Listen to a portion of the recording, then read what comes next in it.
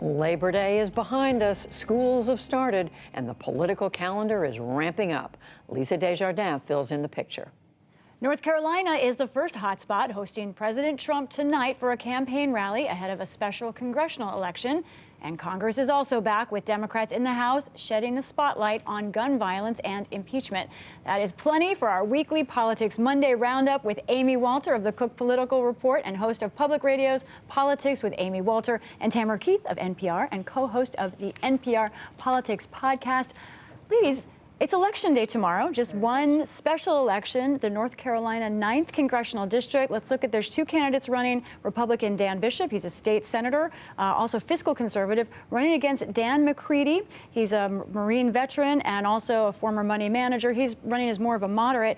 Amy, why are people paying such attention to this race? What does it tell you? And people, the parties and the outside groups are also spending a whole lot of money here. It's over $10 million that outside groups have spent in this race. You're right, for one congressional seat. It's because it's symbolic. This is a district that the Democrat, Dan McCready, lost very narrowly, but there was vote fraud allegations. The election was thrown out. This is the do-over election with a different Republican. But really it's about, is Donald Trump still as strong of a force for Republicans in Republican-leaning districts as he was, let's say, in 2016. The president there trying to urge Republicans to turn out in a district that gave him 54%. But recent polls from that district show that the president's approval rating there is now down to 47%. The race is within single digits. If the Democrat were to win here, if Dan McCready were to win here, it would send a pretty big shockwave that not only is a district that the president pretty handily carried in danger, but it would also say to Democrats, you better put North Carolina in play, and Trump, you can't count on winning North Carolina again. That would be a very big upset. And this is a partially suburban district, too, around Charlotte. Right, it's partially suburban. It has a mix of rural and suburban, and it is a decent test case of a Trump district, and what happens there. In a lot of ways, even though this is the last vote of 2018, it is the first vote of 2020, and a lot of people are treating it that way, including the president, who, as you said, is there holding a rally tonight. And although he, doesn't want to put too much of his political sway on the line, or he doesn't want to admit that he's putting a lot into this, he is putting a lot into this. The most valuable thing that a candidate and a president have is the president's time, and he is dedicating his time by going down there, holding this rally, and hoping that he can, declare victory in less than 48 hours. The other interesting thing about this district, if a Democrat should win, it would be one of the most Republican districts held by a Democrat. Yeah. We know that Democrats won a lot of seats in 2018. They netted 40 seats, but they were mostly in districts that Trump narrowly won or narrowly lost. There aren't many districts that he won by 54% or even 53%. That Democrats hold. So this would be one of the most Republican. This would move the line. Yeah. Someone else trying to move the line, former congressman and former South Carolina Governor Mark Sanford, who announced he is also a candidate for president.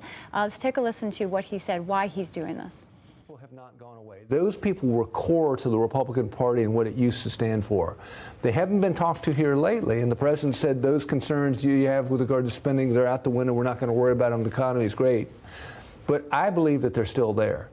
He's talking about Republicans who are unhappy with the direction of the party, think this is not the party they recognize. He's a complicated figure. He's got a complicated party.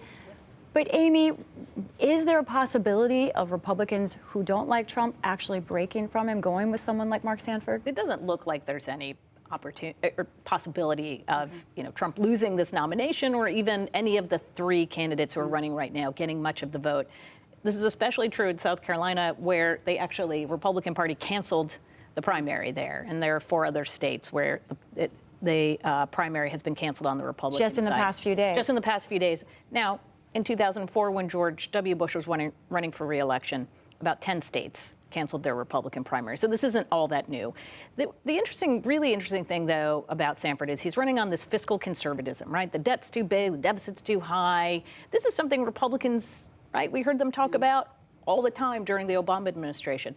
And in fact, if you look at what priority Republicans put on the issue of debt and deficit, it peaked at 82% in the middle of the Trump, I'm sorry, the Obama administration. Thank Yes. you. The Obama administration.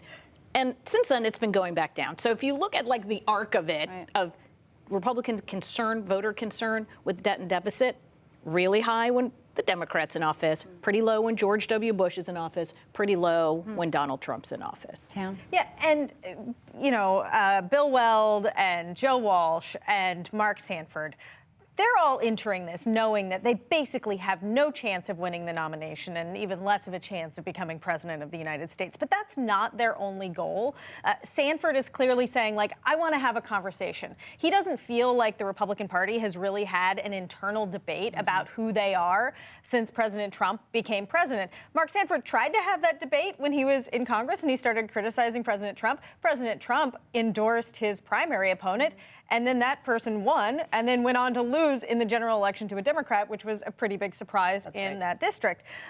So all of these candidates, in part, are either hoping to have a conversation or they are hoping to damage the incumbent. And incumbent presidents who have had primary challenges in the past, there is a history there of them going on to and being denied a second term.